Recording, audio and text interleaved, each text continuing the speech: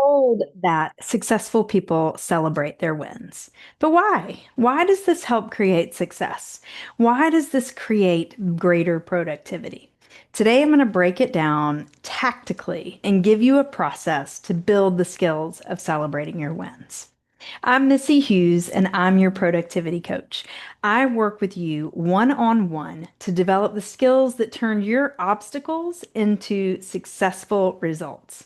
Use the link in the comments to sign up for your free discovery call, where we will look at where you are winning in your path to creating success and make those wins specific results. So, for a lot of people, it's really difficult to stop and celebrate. Often, what you see most readily is all that still needs to be done, getting you towards your goal. And there's also that tricky line between being proud of yourself and feeling like you're being arrogant or boastful. So often we skip it, go to get the next thing done, stay humble. I want to share with you today some of the wins behind the wins, what you really gain when you stop and acknowledge your work, and how to overcome the obstacles when it starts to feel tricky. So, the first win behind celebrating your wins is that you get a pause. In our culture of you're always on, you're frequently distracted, pausing has not become so natural. There's always email to check or Facebook to check or whatever. There's always a lot of input. So, taking the pause and looking within can be tricky. But it is in the pause that we gain strength. So let's look to the body. Think of a workout. When you are actively exercising, lifting something heavy, you're actually creating little micro tears in the muscle. When you sleep and when you take a day off, your body is repairing all of those tears just a little bit stronger. So that when you pause, when you rest, you gain strength. So if you're constantly tearing down, then you don't get the gains as readily. You get inflammation and fatigue. So it's the same thing as we work towards our goals. When we're always on, the work can become a grind. Our minds and our bodies experience fatigue and we get burned out. So the pause gives you a chance to look around and learn from the day, the week, the stage of that you just completed, of your project or of your life that you just completed. And you get stronger from what you learn. The skills solidify. You get clearer. That pause allows you to get stronger. So the second win is that you get to reinforce what's going well. So when you tell your brain, go find anything that went well, you get to quickly live through that win one more time. You get to also see the specifics about what about it went well. You get to pick it apart into little details and see the specific elements that you want to use again in the future. So, going back to the body again, I want you to imagine that you are learning to balance on one foot. So you do it every single day for 2 weeks and you work yourself up to mastering 2 minutes of being able to balance on one foot without falling over. Now you set out to do the same thing on a balance beam. So same thing, I'm going to balance on one foot. My foot's got exactly as much space, but around me I don't have as much space. So it's a new thing doing the same thing again. So when you try that new thing, you start to wobble again at first. So you're using the same skills, but introducing a new element can bring you right back to the beginning. Except that when you celebrate the wins of the 2 minute accomplishment, You broke it into a couple of parts that you can repeat. So, number one, okay, I stood super tall on 2 feet to set my core and to set my posture. I focused on a single non-moving object in the distance as I balanced.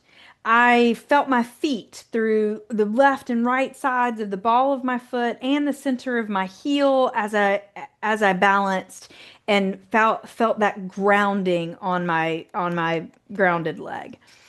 And I cycled through the posture, the object, my feet to keep my focus on the task and to keep me engaged. Okay, so there are four things that I did to help me balance on one foot.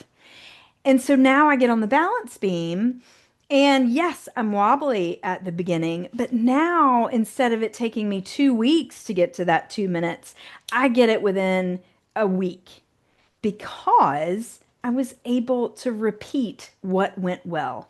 I celebrated my wins and I decided to use them again in the future for the next part of the task.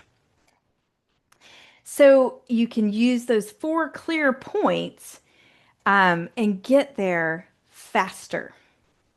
I reinforce what's going well. Now I have two wins under my belt and a new pattern of using my strategy to get to a result faster. Okay, the third win.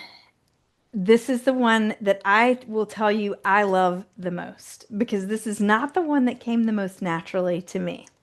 So, the third win behind acknowledging your wins is that you build desire for your project. You build desire for the process of the project.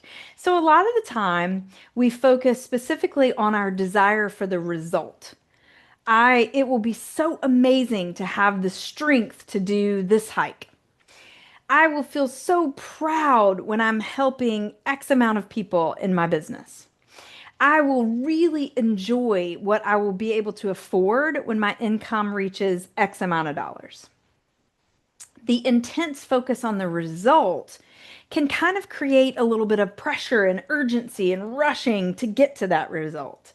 So we sort of rush through the journey. We want to get there already. But if we want to get there, can we bring our focus to wanting to be living the actions that get us there? Can we bring our desire to wanting the process of our project, not just the result? You can want your result, get after it, but also it's the actions that you do that get you there that are going to be what you live. That's going to be what you experience all along the way. So, do we have the desire for taking action, for figuring things out, for going out on a limb? When we get good at desiring the process, there are literally no limits. Now, whenever you reach a goal, you get to keep going to the next level and the next and the next with the same process of taking action, figuring things out, and going out on a limb. Celebrating wins creates a desire for the journey by making the journey fun. When you get to celebrate the wins, you get to take the time to be in the result each step of the way. So you get to feel strong, stronger than yesterday. You get to feel proud. You just created a win through taking that action. You get to feel, you get to enjoy the results of whatever current success affords you right now. So you get to experience those benefits as you go, not just at the end result. At each win, you get to keep choosing your project. And when you get to keep choosing your journey, you reinforce your desire for it. Step number four, or win number four, is you get to build the skill of decision making. So when you decide to look for wins, you get to live the amazing benefits of that decision as we've just outlined above. When you decide what's working in your process, you are making the choice that is something's going well, and by George, you're going to find it. When you decide to use specific strategies that got you to success in that step, you're deciding that you have power over the situation. It wasn't luck or a fluke. It wasn't somebody else's intervention that got you there. You get to decide what strategies you want to carry forward. I did this and it went well. I can repeat that. I'm going to take that forward. You get to also decide what you don't want to take forward. You know what? This didn't quite feel right. I'm going to shift that a little bit and I'm not going to carry that forward. I'm going to change it in a different way. So, those decisions of yes and the decision of no gets you good at the skill of decision making. So, I want to set a challenge before you. Every single day for the next 7 days, schedule 5 minutes of your day to write down your wins. It can be in the morning before your day starts and you look at the day before.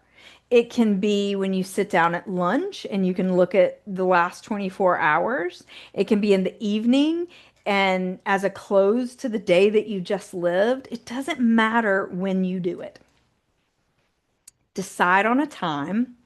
Decide to find at least 3 wins. And decide you will practice this for the next 7 days. It'll be easy to track because you'll have it written down.